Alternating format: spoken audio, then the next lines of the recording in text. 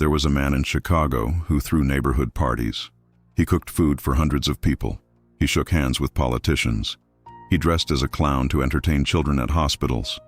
His neighbors described him as generous. His employees called him fair. His community saw a successful, hard-working businessman who had built something from nothing. And beneath all of it, beneath every handshake and every smile and every carefully constructed moment of normalcy, there was something else entirely. Something that had been forming for decades. Something that did not arrive suddenly. Something that grew in silence, fed by shame and rage and a need for control that never found a healthy outlet until it found the worst one imaginable. This is not a story about a clown. That image, the painted face, the oversized shoes, the children laughing, it became the symbol the world used to make sense of something that could not be made sense of easily. But the costume was never the point. The costume was a performance, and John Wayne Gacy had been performing his entire life. The question that matters, the question that this story is really about, is not what he did. It is how a human being arrived at the place where doing it became possible. How a child became a man who could shake your hand in the morning and leave you destroyed by nightfall. That is the pattern, and the pattern began long before anyone thought to look for it. If you find this kind of psychological storytelling important, if you believe that understanding how darkness forms is more valuable than simply cataloging what it produces, subscribe to Black Pattern. Leave a comment with your thoughts. Like the video if it stays with you. We explore the hidden psychological architecture of the most disturbing criminal minds in history, not to frighten you, but to help you understand what the world too often refuses to look at directly. Now, let us go back to the beginning. John Wayne Gacy was born on March 17, 1942 in Chicago, Illinois. He was the second of 3 children, with an older sister and a younger one. His mother, Marion, was described by those who knew the family as warm and nurturing. His father, John Stanley Gacy Sr., was something considerably more complicated. The father was a Danish-American machinist, a World War I veteran, a man who had grown up in a world that equated hardness with virtue and softness with failure.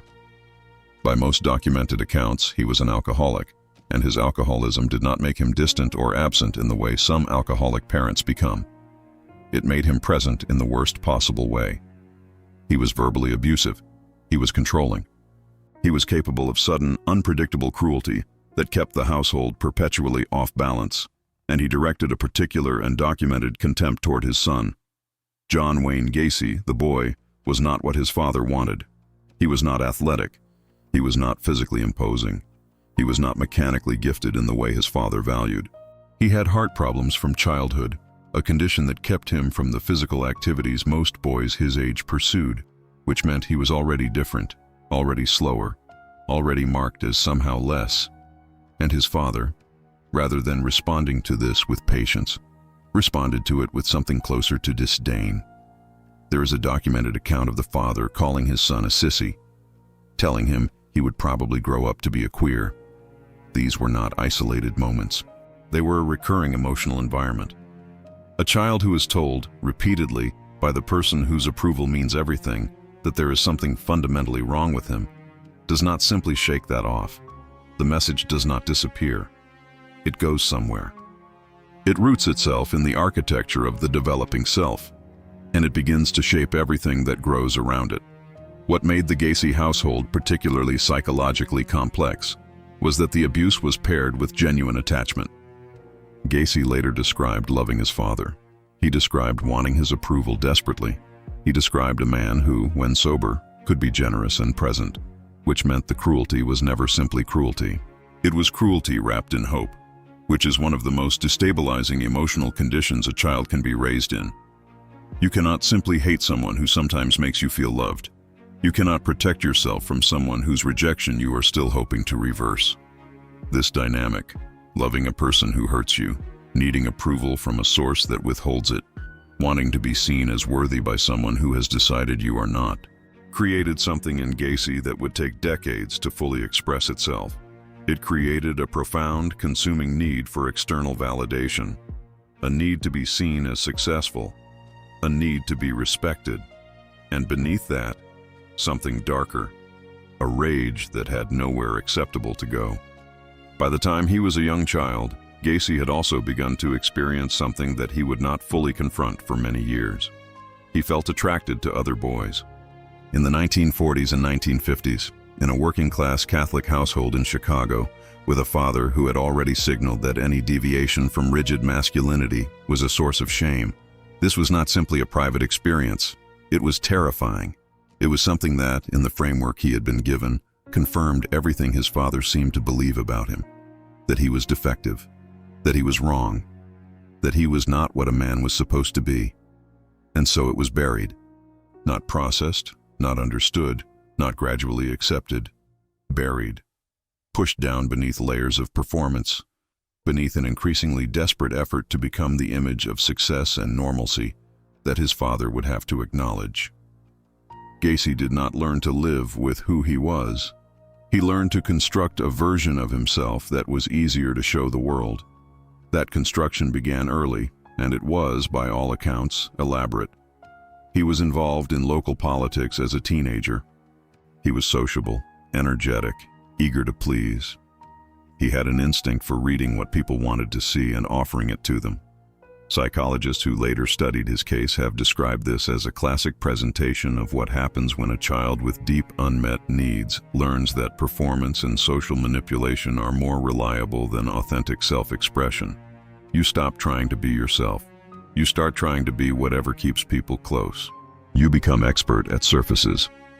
After high school, Gacy's life took several directions that all, when viewed together, trace the outline of someone trying to run from something internal while constructing an external life that would make the running unnecessary.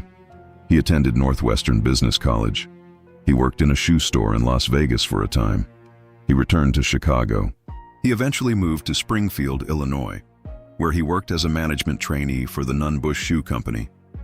He was, by professional accounts, good at his job. Charming with customers, effective with colleagues, climbing. And then he married. In 1964, he married Marlynn Myers, whose father owned a string of Kentucky Fried Chicken restaurants in Waterloo, Iowa. Gacy moved to Iowa, managed the restaurants, joined the JCs, became one of its most active members, organized events, threw parties, worked endlessly. He was, on the surface, the picture of a young man on the rise. But there were fractures. Employees at the restaurants later reported that Gacy had coerced them into sexual acts. Young men, teenagers.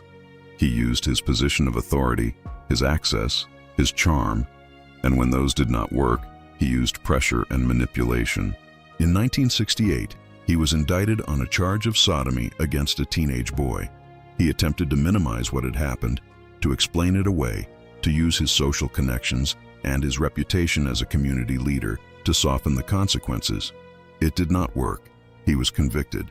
He was sentenced to 10 years at the Iowa State Men's Reformatory. His wife divorced him almost immediately.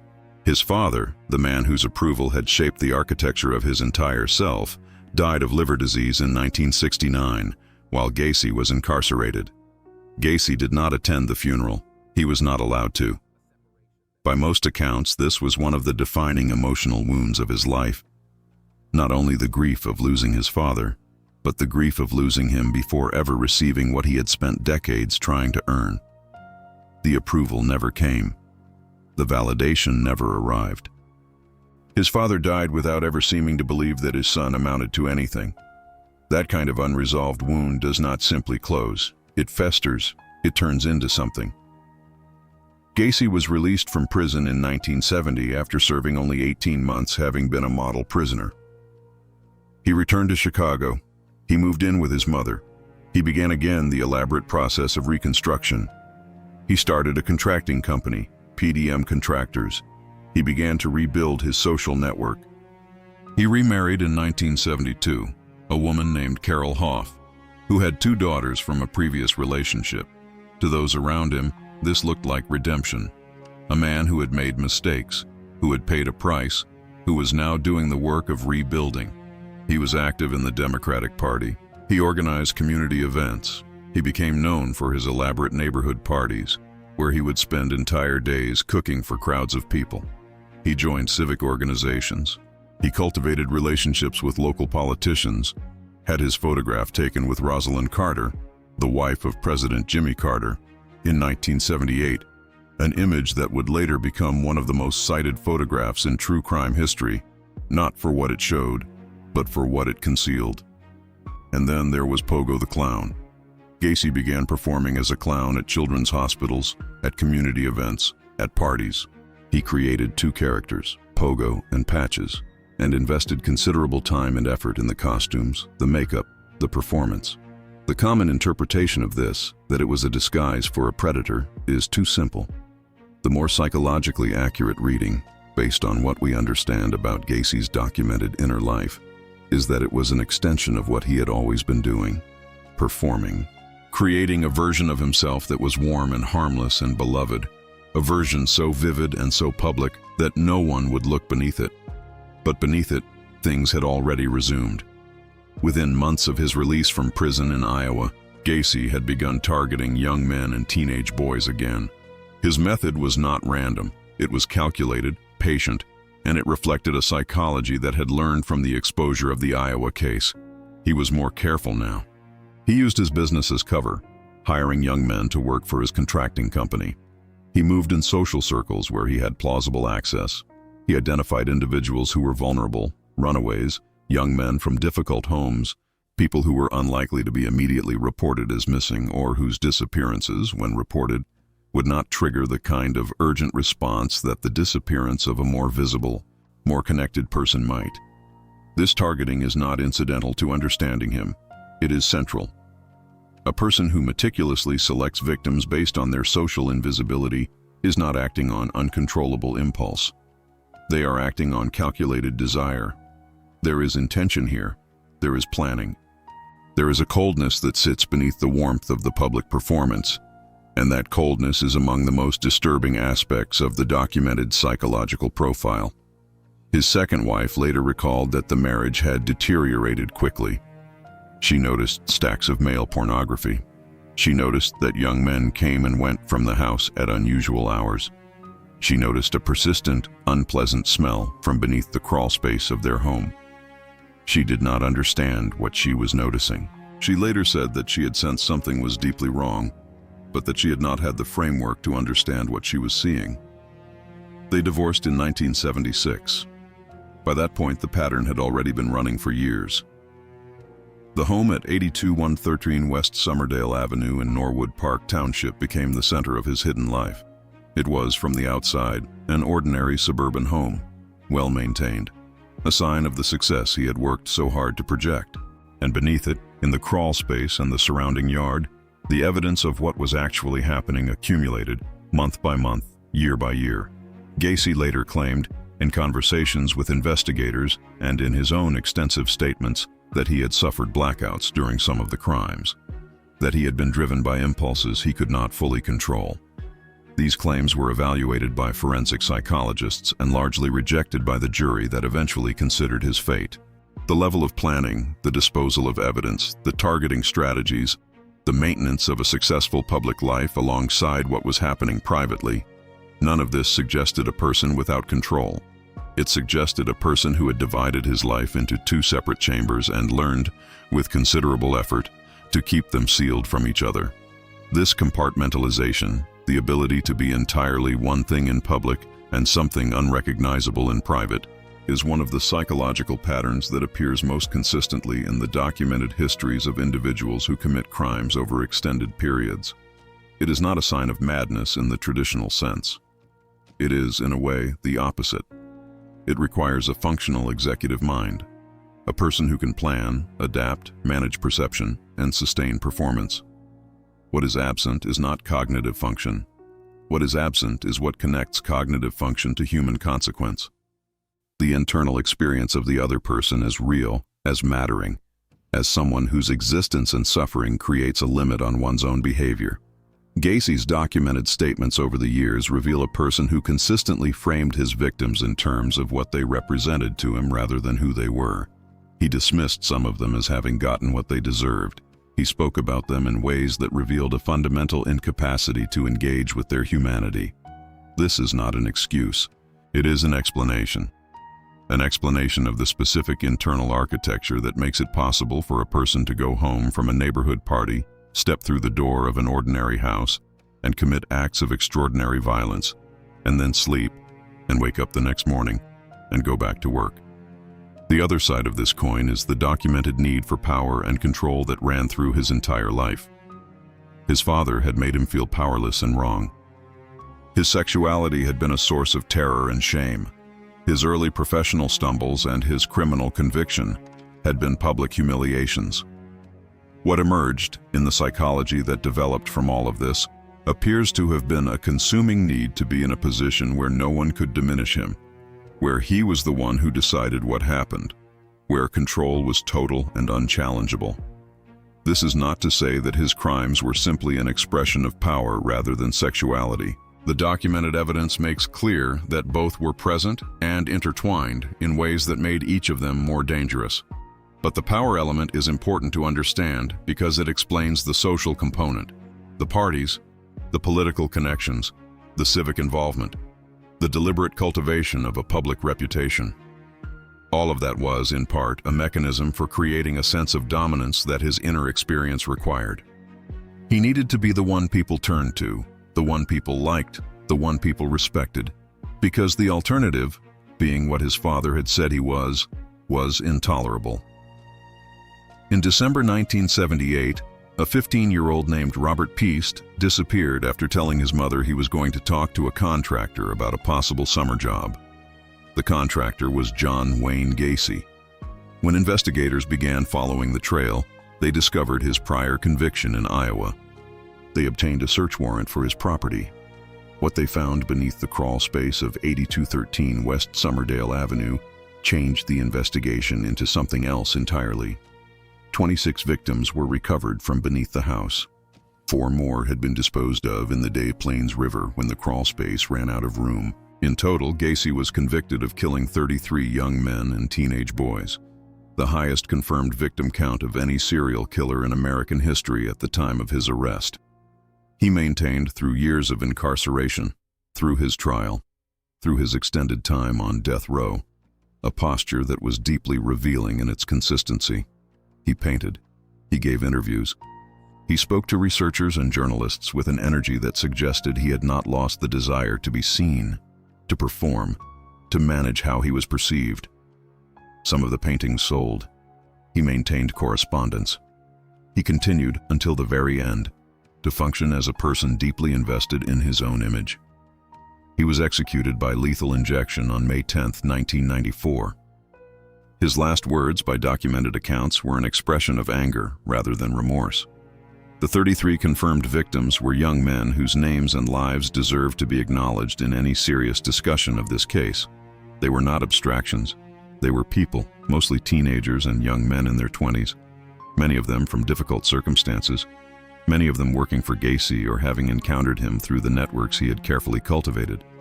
Their families spent years without answers.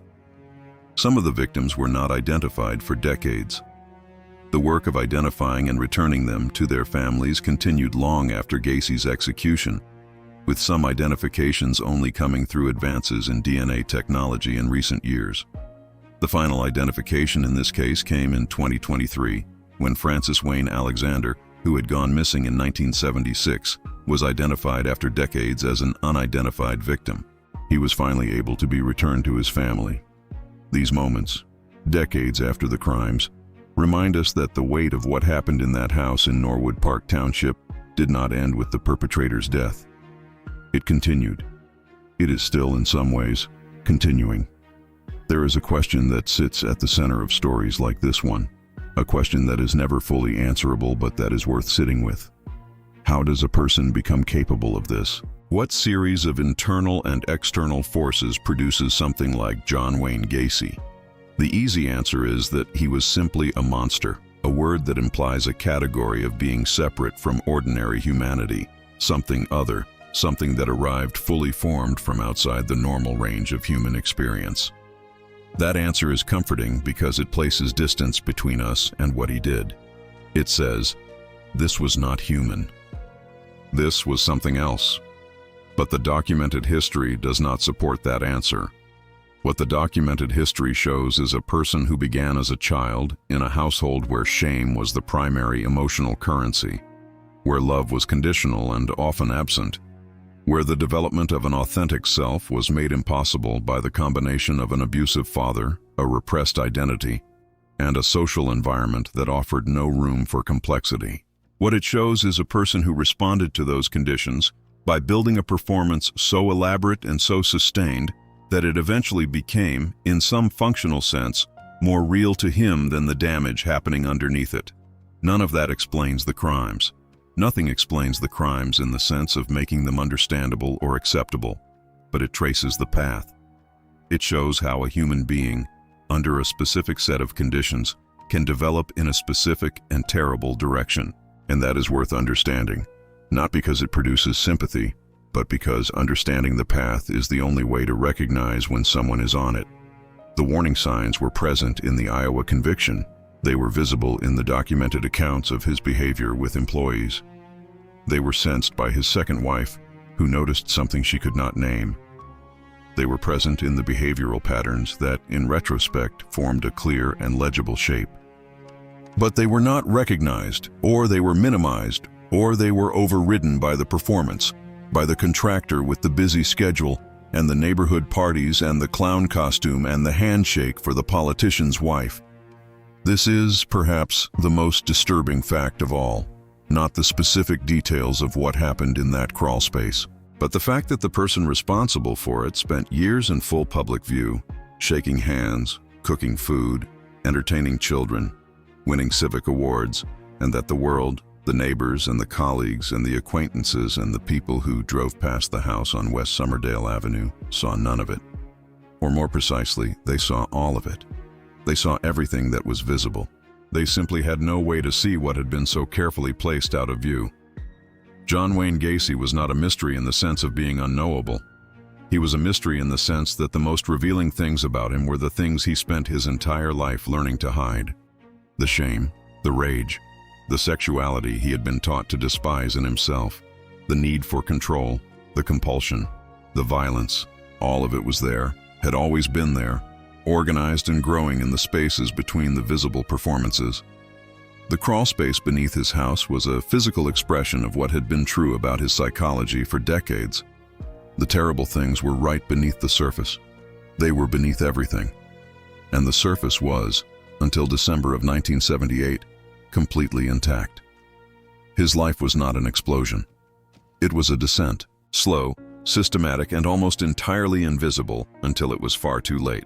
The most disturbing truth about cases like this is not that evil is rare and monstrous and easy to identify.